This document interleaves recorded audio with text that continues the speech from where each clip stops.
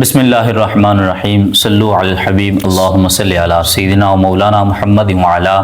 آل سیدنا و مولانا محمد وبارک وسلم وصلی علیہ یا صاحب الجمال و یا سید البشر من وجہک المنیر لقد نور القمر لا یمکن ثناء کما کان حقہ بعد از خدا بزرگ تئیں قصہ مختصر۔ تمام دیکھنے اور سننے والے دوست و احباب کا ایک مرتبہ پھر دل کے اتھا گہرائیوں سے رحمت رمضان پروگرام میں خیر مقدم۔ اللہ کریم آپ سب کا حامی و ناصر ہو۔ محترم سامعین و ناظرین، ہمارے آج کے اس پروگرام رحمت رمضان کا جو عنوان ہے وہ ہے مسجد کے آداب اور اس کے تقاضے۔ اس کے متعلق گفتگو فرمانے کے لیے ہمارے پاس آج مہمان موجود ہیں جناب علامہ وقاص الرحمان شامی صاحب، اور ان کے ساتھ ساتھ نعت شریف کا ہدیہ پیش کرنے کی سعادت حاصل کریں گے جناب علامہ تنویر شہزاد چشتی صاحب۔ میں ان احباب کا سب سے پہلے بے حد ممنون و مشکور ہوں کہ انہوں نے آج رحمت رمضان پروگرام میں شرکت فرمائی۔ اللہ کریم ان کو برکتیں عطا فرمائے۔ سامعین ذوقار، پروگرام کے سلسلے کو آگے بڑھاتے ہیں تو سب سے پہلے بارگاہ خیر الانام صلی اللہ علیہ وسلم میں ہدیہ تبریک پیش کرنے کی سعادت حاصل کرتے ہیں جناب علامہ تنویر شہزاد چشتی صاحب۔ ہر روز شبی تنہائی میں، ہر روز شبی تنہائی میں فرقت کا جنوں تڑپاتا ہے، دل مجبوری پہ روتا ہے، دل مجبوری پہ روتا ہے، جب یاد مدینہ آتا ہے، ہر روز شبِ تنہائی میں سجدوں کی کمائی ایک طرف، طیبہ کی گدائی ایک طرف، سجدوں کی کمائی ایک طرف، طیبہ کی گدائی ایک طرف، ہر چیز اسی مل جاتی ہے، جو در پہ نبی کے جاتا ہے، ہر چیز اسی مل جاتی ہے، جو در پہ نبی کے جاتا ہے، ہر روز شبِ تنہائی میں، اور تیری مدحت کا مظہوری کا، تیرے نام سے نام مظہوری کا، تیری مدحت کا مظہوری کا، تیرے نام سے نام مظہوری کا، کریا کریا بستی بستی، کریا کریا بستی بستی، جو تیری نعت سناتا ہے، ہر روز شبِ تنہائی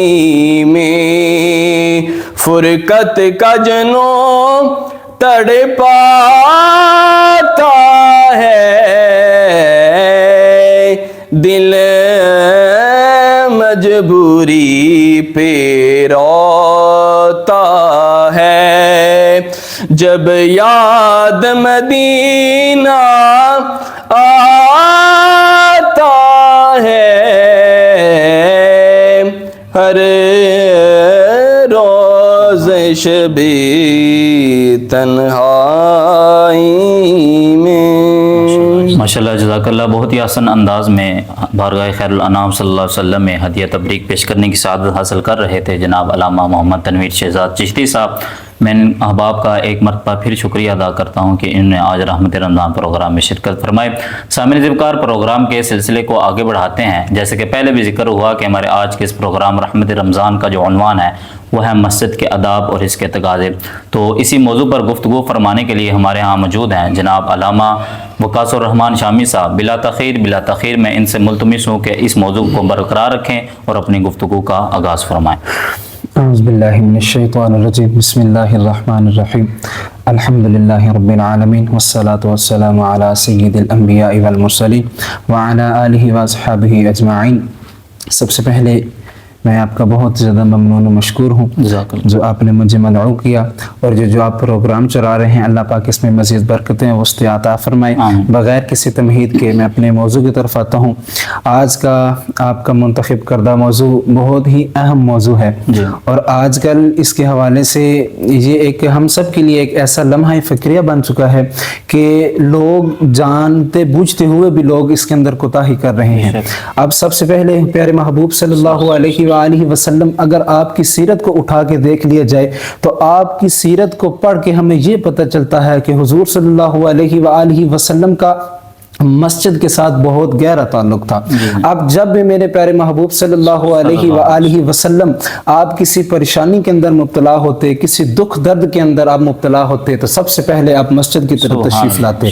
اگر آپ صلی اللہ علیہ وآلہ وسلم کسی سفر کی طرف آپ نے جانا ہوتا تو سب سے پہلے آپ صلی اللہ علیہ وآلہ وسلم کی کوشش یہ ہوتی کہ اپنے رفقا کو مل کر جو اینڈ پہ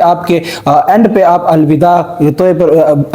کے طور پر آپ مسجد میں 2 نوافل ادا کرتے۔ اسی طرح جب آپ سفر سے واپس لوٹتے تو سب سے پہلا کام آپ حضور صلی اللہ علیہ وآلہ وسلم مسجد میں آ کر نوافل ادا کرتے۔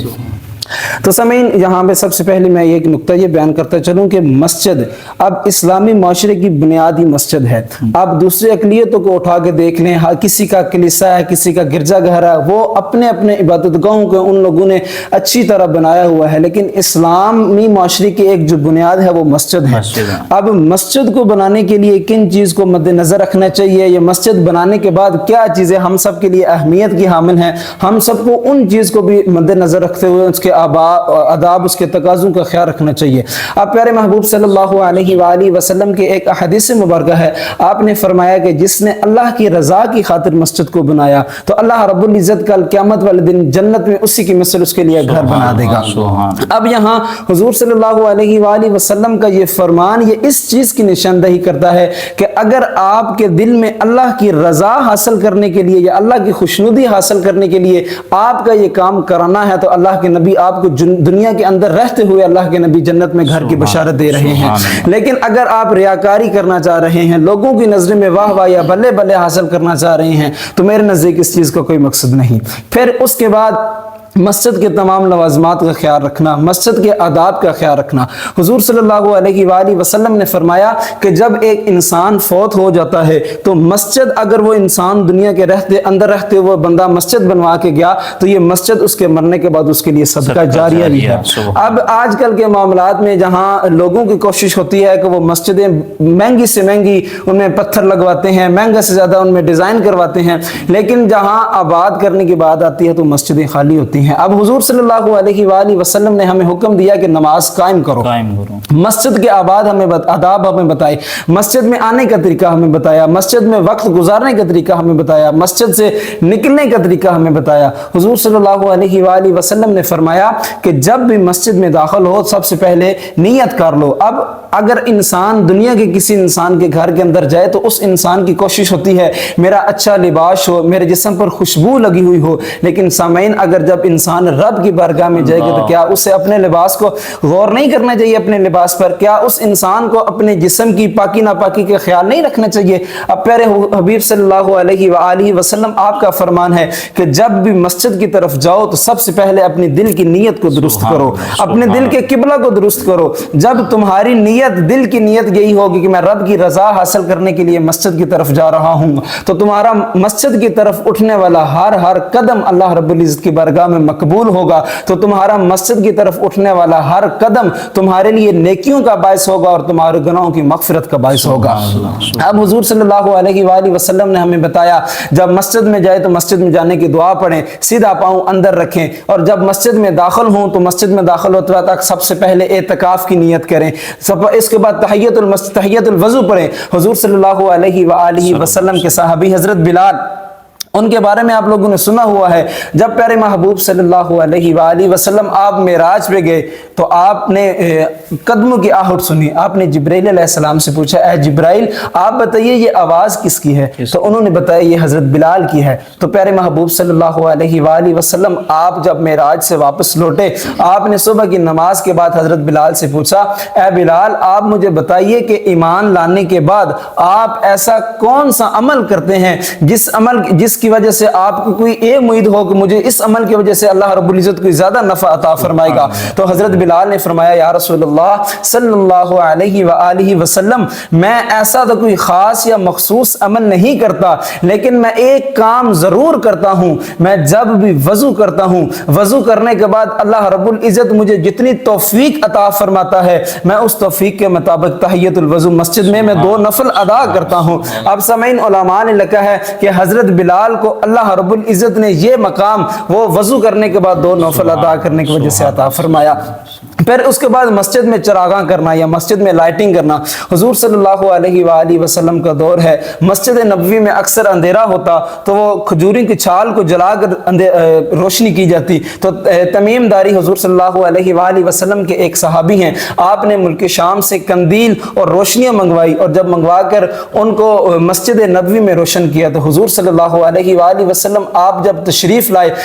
تشریف لانے کے بعد میرے پیارے محبوب صلی اللہ علیہ وآلہ وسلم نے جب نے دیکھا آپ نے فرمایا یہ کس نے کیا؟ تو صحابہ نے بتایا تمیم داری نے یہ کیا، تو حضور صلی اللہ علیہ وآلہ وسلم بہت زیادہ خوش ہوئے، آپ نے فرمایا کہ تم نے آج مسجد نبوی کو روشن کیا ہے، اللہ رب العزت تمہاری دین و دنیا کو روشن کر دے۔ حضور صلی اللہ علیہ وآلہ وسلم نے یہ بھی فرمایا کہ اگر آج میری کوئی بیٹی کنواری ہوتی تو میں تمیم داری کے نکاح میں دے دیتا، تو اسی مجلس میں حضور صلی اللہ علیہ وآلہ وسلم کے چچا زاد موجود تھے، انہوں نے اپنی بیٹی کو حضور صلی اللہ علیہ وآلہ وسلم کے حکم پر تمیم داری کے نکاح میں دے دیا۔ تو سامعین یہ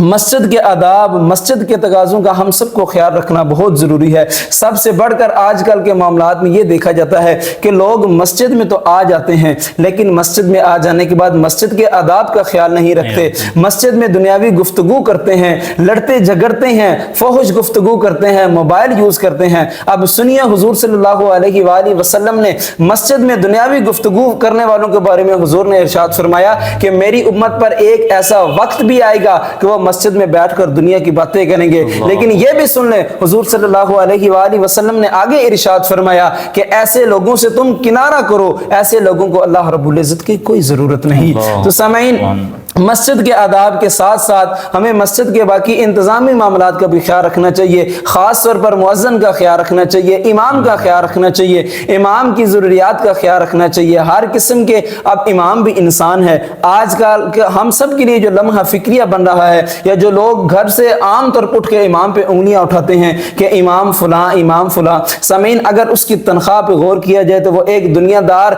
کام کاج کے انسان کے 10% بھی نہیں بنتی۔ تو ہمیں چاہیے جو بھی جس کو بھی اللہ رب العزت یہ توفیق عطا فرمائے، اگر وہ مسجد کا متولی بنے، اللہ اسے توفیق عطا فرمائے، وہ مسجد اللہ کا گھر بنائے، اسے چراغاں کرے، روشن کرے، اس کے ہر قسم کے انتظامات کو دیکھے، تو اس کے ساتھ ساتھ اس کو چاہیے کہ وہ مؤذن کا خیال رکھے، امام کا خیال رکھے۔ اللہ رب العزت ہم سب کو اس پر عمل کرنے کی توفیق عطا فرمائے۔ ماشاءاللہ جزاک اللہ، بہت ہی خوبصورت انداز میں جو ہمارا آج کا موضوع تھا مسجد کے آداب اور تقاضے، اس پر گفتگو فرمائی۔ اللہ کریم ان کو برکتیں عطا فرمائے، اور آخر میں ہم بھی بارگاہ الوہیت میں یہی دعا کرتے ہیں کہ اللہ کریم اس پر عمل پیرا ہونے کی توفیق عطا فرمائے۔ اگلے پروگرام میں ملتے ہیں۔ السلام علیکم ورحمۃ اللہ وبرکاتہ۔